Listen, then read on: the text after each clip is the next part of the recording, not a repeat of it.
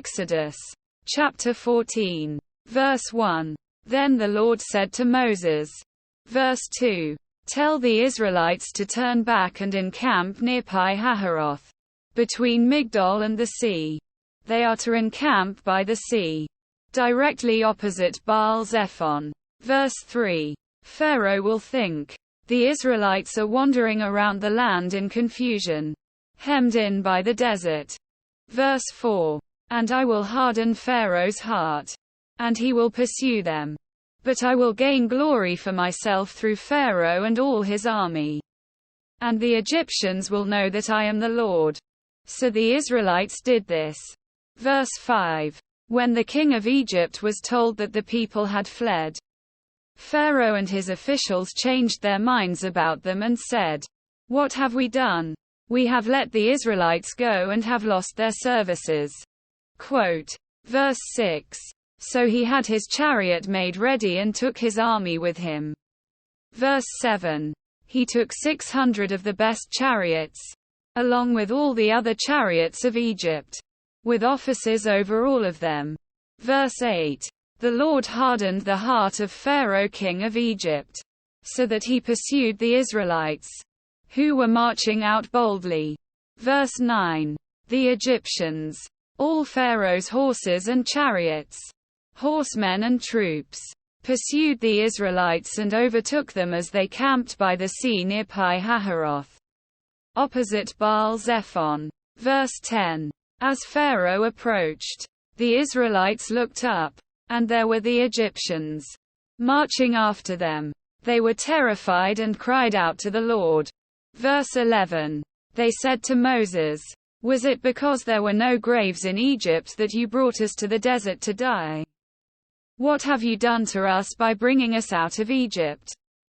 Verse 12. Didn't we say to you in Egypt, Leave us alone, let us serve the Egyptians?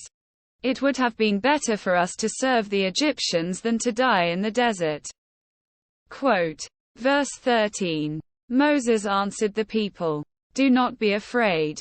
Stand firm and you will see the deliverance the Lord will bring you today. The Egyptians you see today you will never see again. Verse 14. The Lord will fight for you. You need only to be still.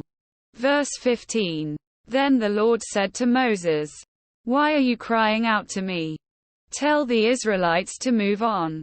Verse 16. Raise your staff and stretch out your hand over the sea to divide the water so that the Israelites can go through the sea on dry ground. Verse 17. I will harden the hearts of the Egyptians so that they will go in after them. And I will gain glory through Pharaoh and all his army, through his chariots and his horsemen. Verse 18. The Egyptians will know that I am the Lord when I gain glory through Pharaoh, his chariots and his horsemen. Verse 19. Then the angel of God, who had been traveling in front of Israel's army, withdrew and went behind them. The pillar of cloud also moved from in front and stood behind them. Verse 20. Coming between the armies of Egypt and Israel. Throughout the night the cloud brought darkness to the one side and light to the other side.